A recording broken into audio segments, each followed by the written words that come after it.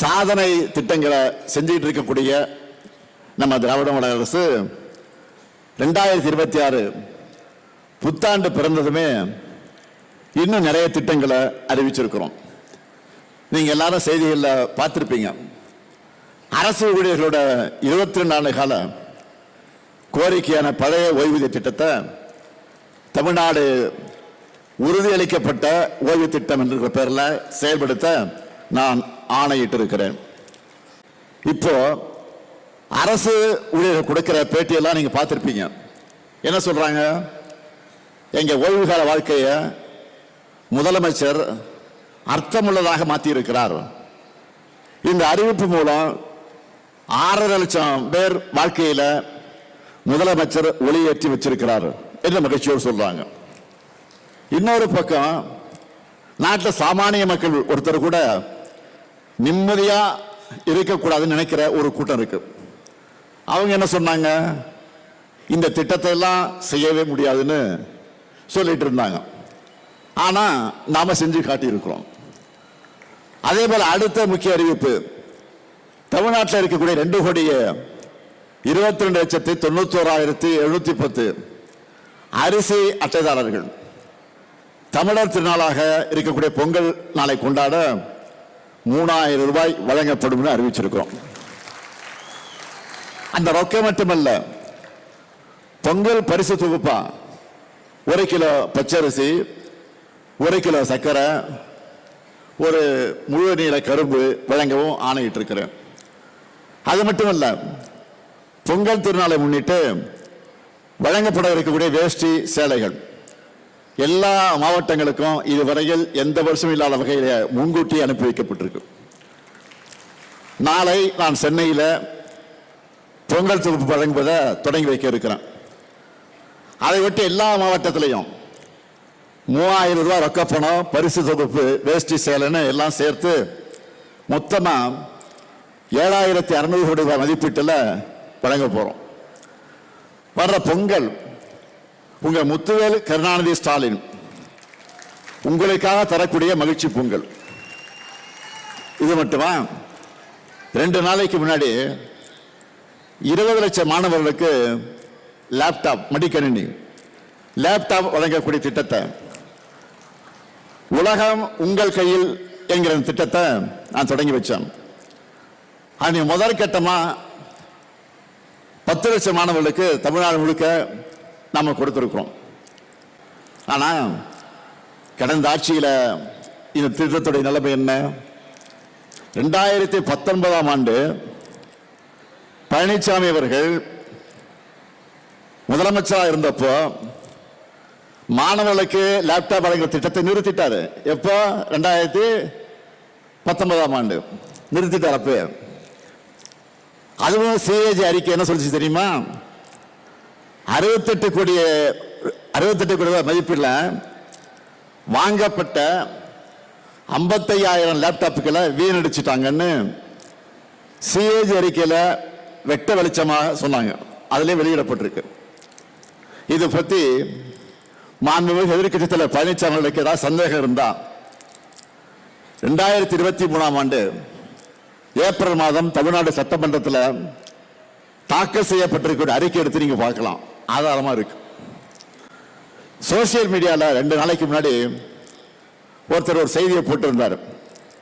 என்னன்னா, பொங்கல் பரிசா எல்லா குடும்பங்களுக்கும் 3,000 ரூபாய், மகளிர் உரிமை தொகையாக ஒரு 1,000 ரூபாய், புதுமை பெண் திட்டத்தில் மாணவியருக்கு 1,000 ரூபாய், தமிழ் புதல் திட்டத்தில் மாணவர்களுக்கு 1,000 ரூபாய், விடியல் பயணம் மூலமா மாதந்தோறும் 1,000 ரூபாய் சேமிப்பு, மாணவ மாணவியருக்கு ஏறக்குறை 20,000 ரூபாய் மதிப்பீட்டில் லேப்டாப், அரசு ஊழியர்களுக்கு ஓய்வூதியம், பொங்கல் போனஸ் என தைப்பொங்கலை முன்னிட்டு தமிழ்நாட்டின் ஒவ்வொருத்தருக்கும், ஒவ்வொரு குடும்பத்துக்கும் பல 1,000 ரூபாயும் பொங்கல் பரிசுகளும் கிடைக்க போகுதுன்னு அதில் சொல்லியிருந்தாங்க.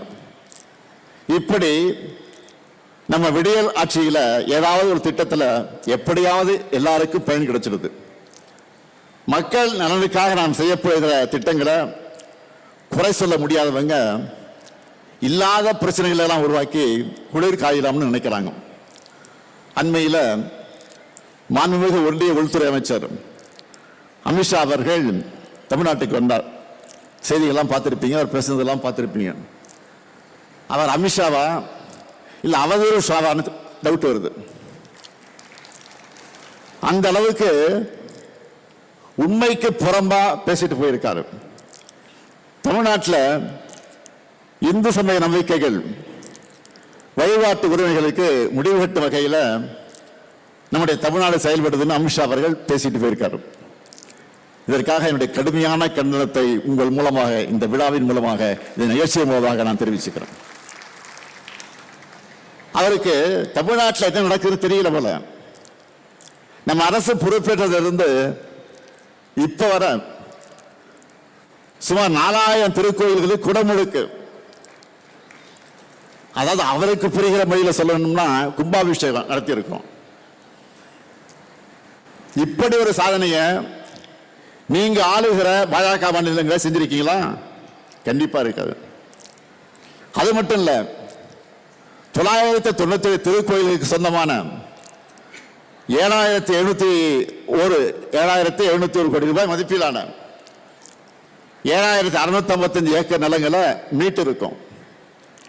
உண்மையான பக்தர்கள் நம்ம அரசை பாராட்டுறாங்க. தலைமை செயலகத்தில் வாரத்தில் எப்படியாவது 2 நாள் இந்து சமய அறநிலையத்துறை பணிகளை நான் தொடங்கி வச்சு அந்த விழாவில் பங்கேற்கிறேன். நம்ம ஆட்சியில் இந்து சமயம் சார்ந்து என்னென்ன செஞ்சிருக்கோம்னு ஒரு நாள் முழுக்க பேசுகிற அளவுக்கு சாதனைகள் பெரிய லிஸ்டே இருக்கு. அதனால தான் பக்தர்கள் விரும்பக்கூடிய ஆட்சியாக தான் திராவிட மாடல் ஆட்சி இருக்கு. ஆன்மீக பெரியவர்கள் விரும்பும் ஆட்சியா இருக்கு. அனைத்து சமயத்தவர்கள் நம்பிக்கைக்கும் மதிப்பளித்து அவன் மத உரிமைகளை காப்பாற்றுகிற ஆட்சியா நடத்திக்கிட்டு வரோம். இப்படிப்பட்ட தமிழ்நாட்டில் இந்துக்களுடைய உரிமைகள் பறிக்கப்படுறதா துளியும் உண்மையில்லாத குற்றச்சாட்டை உள்துறை அமைச்சர் சொல்வது அவருடைய பதவிக்கு கண்ணியம் அல்ல. உண்மையை சொல்லணும்னா கலவரம் செய்யவும் குழப்பம் எடுத்தவும் நினைக்கிறவங்களோட எண்ணம் தான் தமிழ்நாட்டில் ஈடேறல. அது இனியும் நடக்காது, நடக்க விட மாட்டோம். இந்த ஸ்டாலின் இருக்கிற வரை அது நடக்கவே நடக்காது. வெளிப்படையா சொல்லணும்னா ஒரு சிலர் இங்க இப்படி பேசி வட மாநிலங்களில் வெறுப்பு பிரச்சாரம் பண்ணலாமா என்பதுதான் நம்மளுடைய எண்ணம். தமிழ்நாடு வந்த உள்துறை அமைச்சர் அவதூறு மட்டும் பரப்பிட்டு போகல, ஒரு நல்ல காரியத்தையும் பண்ணிட்டு போயிருக்காரு. நாம கேட்க வேண்டிய கேள்வியை அவரே கேட்டுட்டாரு. நம்மோட வேலையை அவர் ஈஸியாக்கிட்டாரு. அதுக்காக நான் அவருக்கு நன்றி சொல்ல விரும்புகிறேன். தமிழ்நாட்டில் மோடி ஆட்சி அமையணுமா வேணாமான்னு மக்களை பார்த்து அமித்ஷா கேட்டிருக்காரு. ஐயா, இதையே தான் நாங்கள் சொல்றோம். 2026 தேர்தலின் போது தமிழ்நாட்டை நாங்கள் ஆளணுமா இல்ல எங்கேயோ டெல்லியிலிருந்து நமக்கு சம்பந்தம் இல்லாதவங்க ஆளணுமா முடிவு செய்வதுதான் தேர்தல். இது தமிழர்களின் சுயமரியாதைக்கு விடப்பட்டிருக்கக்கூடிய சவால். அதிமுக கூட்டணிக்கு வாக்களிச்சா பாஜக தான் தமிழ்நாட்டை ஆளணும்னு நாங்கள் சொல்லி புரிய வைக்க வேண்டிய அவசியம் இல்லை. அமித்ஷா அவர்கள் நேரடியாகவே ஒப்புதல் வாக்குமூலம் தந்திருக்கிறார். நீட்டை விடாப்பிடியாக திணிக்கிற, தமிழ்நாட்டுக்கான கல்வி நிதியை விடுவிக்காம தேசிய கல்விக் கொள்கையை திணிக்கிற, தொகுதி மறுவரை என்கிற பேர்ல தமிழ்நாட்டின் ஜனநாயக வலிமையை குறைக்கிற, வடமாநிலங்கிற தமிழர்களை கொச்சைப்படுத்துகிற பிஜேபி ஆட்சி அமையதான் எதிர்க்கட்சித் தலைவர் பழனிசாமி பாடுபடுகிறார். அம்மையார் ஜெயலலிதா அவர்களுடைய மறைவுக்கு பிறகு தமிழ்நாட்டில் பாஜகவோட பிராக்சி ஆட்சி நடந்துச்சு. கடந்த 5 ஆண்டுகளாக தான் அதிலிருந்து நாம் தமிழ்நாடு மீண்டும் தலைநிமிர ஆரம்பிச்சிருக்கிறோம். இப்ப நேரடியாக பாஜக ஆட்சியை சொல்லிட்டு வராங்க. 11 ஆண்டுகளா ஒன்றியத்தில் நடக்கக்கூடிய என்டிஏ ஆட்சியில தமிழ்நாட்டுக்காக ஒரு துருமை கூட கிள்ளி போடாத உங்களை தமிழ்நாட்டு மக்கள் நம்ப தயாராக இல்லை. 2019, 2021, 2024 கடந்த 3 தேர்தல்களையும் படுதோலை பரிசா தந்ததும் உங்களுக்கு புரியலையா? தமிழ்நாட்டுக்கு ஓரவஞ்சப்பட்டதை நீங்க மாத்திக்காதப்ப தமிழர்கள் மட்டும் தங்களுடைய முடிவை மட்டும் எப்படி மாத்திக்குவாங்க? மக்கள் எப்போதும் நம்ம அரசு பக்கம் தான் இருக்காங்க. திரும்பவும் நாங்கள் தான் வருவோம், நல்லாட்சியை தொடருவோம். எதிலும் நம்பர் 1, எல்லா துறையிலும் ஏற்றவன்னு இதுவரை காணாத வளர்ச்சியை நோக்கி தமிழ்நாட்டை கொண்டு செல்வோம். திராவிட மாடல் 2.0 இன்னும் பெரிய சாதனைகளை படைப்போம் என்று கூறி உங்கள் அனைவருக்கும் மீண்டும் ஒரு முறை வணக்கத்தை தெரிவித்து விடைபெறுகிறேன். நன்றி, வணக்கம்.